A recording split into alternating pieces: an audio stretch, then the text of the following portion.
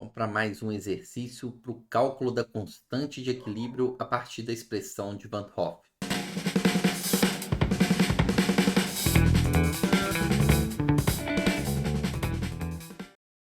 Sejam bem-vindos ao Catalisa, seu canal de Fisicoquímica. Meu nome é Bruno Lemos e hoje a gente vai fazer mais uma atividade para o cálculo aí da constante de equilíbrio em uma temperatura diferente, utilizando a expressão de Van Hoff.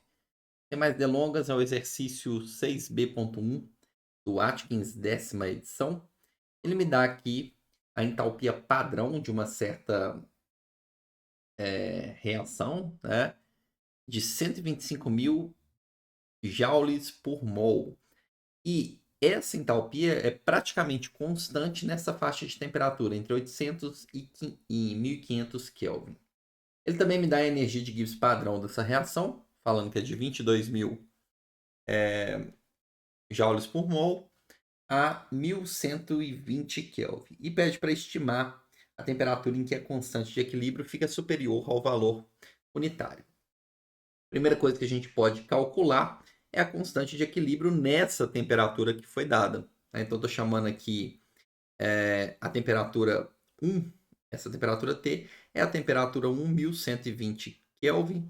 E eu vou calcular a constante de equilíbrio nessa temperatura por essa expressão, utilizando o ΔG da reação, que foi dado, né, de 22.000 joules por mol, a constante dos gases e a temperatura em questão. Aí eu vou obter que o Ln de K1 é menos 2,36 e que o K1, né, que é a constante de equilíbrio a 1120 Kelvin, é E elevado a menos 2,336, que é igual a aproximadamente 0,09. Ok? Então a gente tem o valor da constante de equilíbrio nessa temperatura, calculada a partir do ΔG da reação. E a partir dessa constante de equilíbrio, ou melhor, do Ln dessa constante de equilíbrio, a gente vai conseguir, por meio das expressões de Van Hoff, calcular o quanto que varia essa constante numa outra temperatura.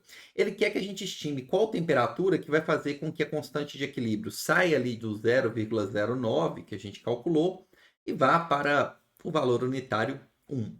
Como a reação ela é endotérmica, eu sei que o ΔH ele é positivo, para eu aumentar a taxa de formação de produtos e, consequentemente, a constante de equilíbrio, eu vou ter que trabalhar com uma temperatura maior. Então, a gente já sabe que a temperatura em que a constante de equilíbrio vai ser superior ao valor unitário é uma temperatura acima de 1120 Kelvin, ok? Então, eu faço isso analisando o sinal do ΔH e sabendo que, aumentando a temperatura, pelo princípio de Le Chatelier, a reação química, o equilíbrio vai deslocar no sentido de consumo dessa energia fornecida, que é o sentido endotérmico, ok? Então eu vou ter uma maior formação de produtos, consequentemente a constante de equilíbrio vai aumentar, saindo daquele valor de 0,09 para o valor que a gente tem interesse, que é o valor unitário.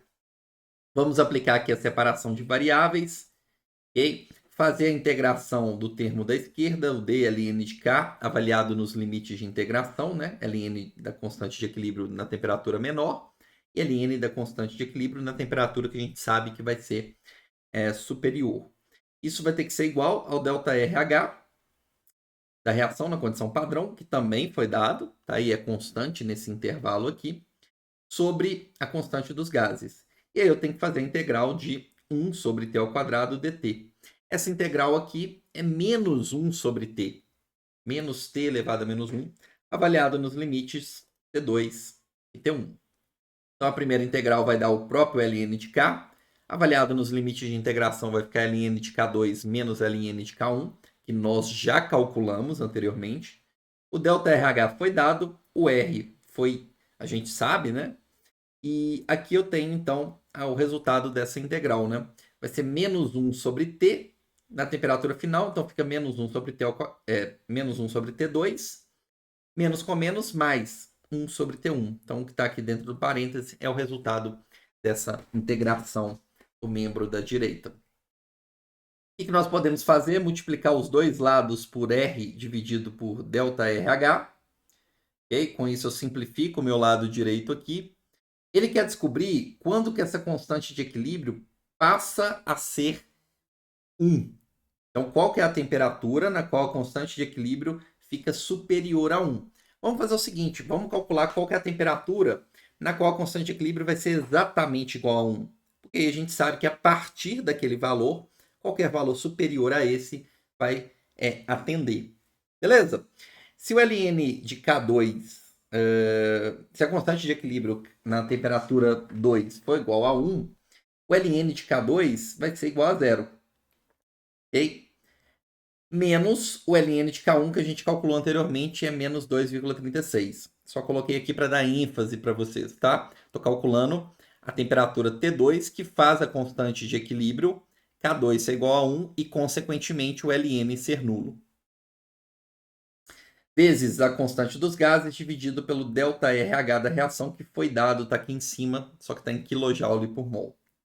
Tá? Então, quando eu fizer isso, eu vou calcular o valor de 1 sobre T1 menos 1 sobre T2. Isso vai dar aproximadamente 1,57 vezes 10 a menos 4 Kelvin a menos 1.